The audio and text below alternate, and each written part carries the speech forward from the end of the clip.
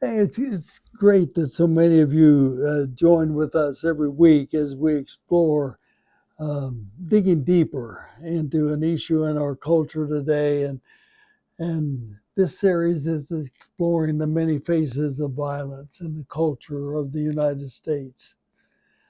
Our working definition of violence is an act or force which intentionally or unintentionally, covertly or overtly, denies or refuses to recognize the identity, the value, the rights, or humanity of another. I decided to begin last week with the faces of violence which exist in faith communities, including Christianity. Faith communities are part of any culture, and violence has certainly penetrated faith communities as well as other components of our culture. Last week we explored shunting, the practice of exclusion, of removing persons from a community who are no longer wanted because in some way they've not measured up to the standards of the community. This week we explore a second face of violence within faith communities, and that's the face of indoctrination. The reason I consider indoctrination as a face of violence is because it is an act and force which denies and refuses to recognize the identity, value, rights, and humanity of another person. The most flagrant form of this face of violence is the denial of a person's right to think and decide for themselves what they believe.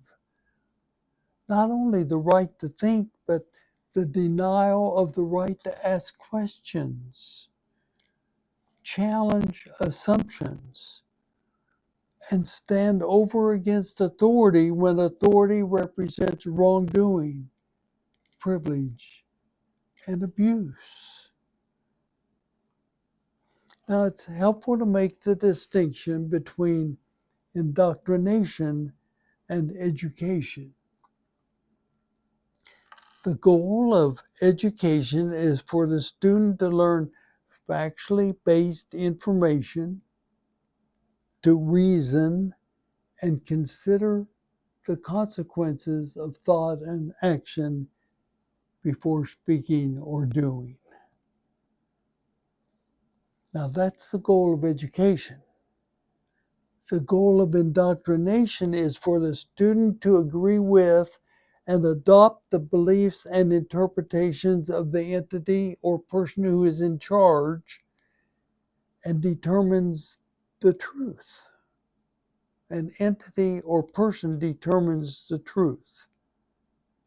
You see, education and indoctrination are poles apart in purpose. Education is an experience of freedom and equity. Indoctrination is an experience of obedience and slavery of thought. Now, regretfully, indoctrination prevails in many faith communities who claim to be Christian. Um, Indoctrination is often known most clearly as fundamentalism. Fundamentalism is a faith based on a chosen set of core beliefs, fundamentals, as determined either by a single individual or group which claims the right to think for others and to determine the truth. You see, fundamentalism and indoctrination in any form is an act of violence. For a decade, I had the privilege of working with Maxine, Gary, George, Karen, many other incredible laypersons in an effort of education of youth in the congregation where I served as pastor. When we met together early, the question surfaced, what are we going to call this effort? And Gary said, how about Search for Life? That was our theme for a decade. We produced together a youth ministry which resulted in 50 youth being confirmed in a congregation where previous to this effort, um, there were just a couple or three every year. This team produced several persons who in adulthood became leaders in youth ministry throughout the United States. The key to this incredible journey was a search for every participant. Every youth and leader was on a search to discover for themselves a meaningful faith.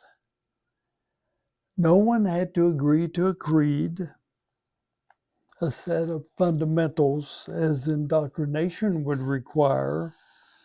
Rather, every person was on their own search for a meaningful faith, which would enable them to live a life of love rather than hate, joy rather than sadness, hope rather than despair.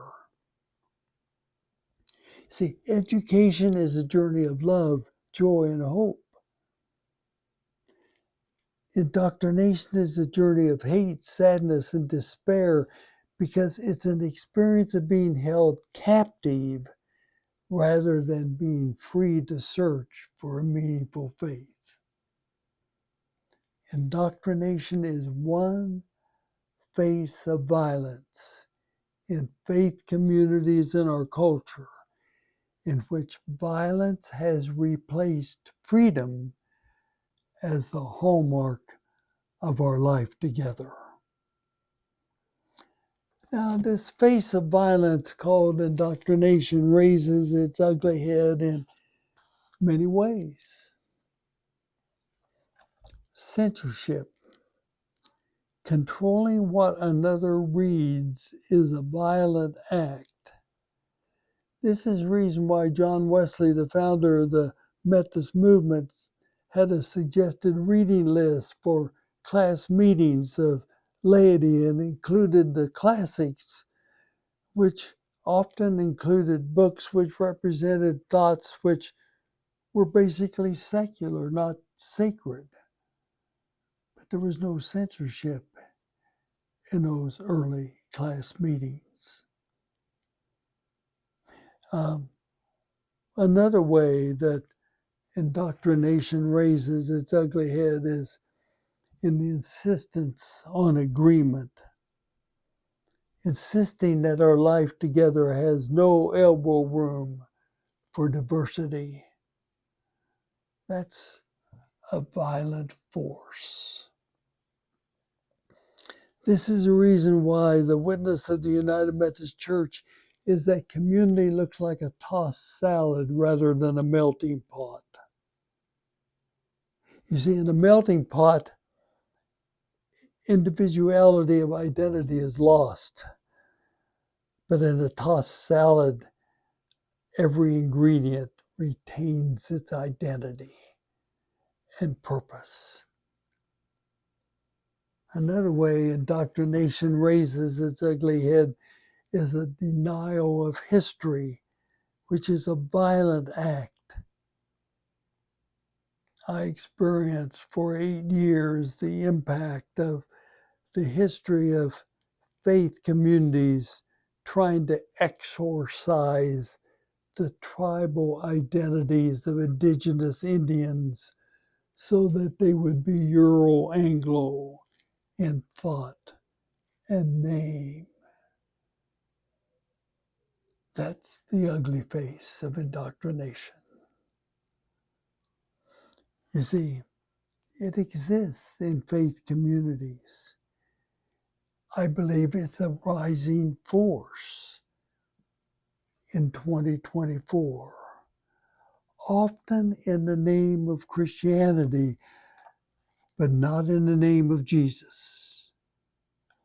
For it doesn't pass the test of being acceptable to the way of following Jesus with your heart, soul, mind, and strength, which is the gifts that every individual has for the mission of love, justice, and mercy, not being told how to think and how to agree with one, but rather how to think and act on the basis of their journey of discovering divine love in their life. You see, Jesus followed the radical and revolutionary preaching of the prophets of old. He even did things like healing on the Sabbath over against the established creed of the day, saying clearly to all who would hear, education is the way human beings flourish. Indoctrination is a face of violence. Indeed, slavery is its name. For your thought and conversation, is your personal experience of searching for a meaningful faith in the context of indoctrination or education? What are your personal stories of observing Christian education over against creedal formation? And finally, what's your response to the understanding that censorship, insisting on agreement, and denial of history are forms of violence within faith communities as well as culture as a whole?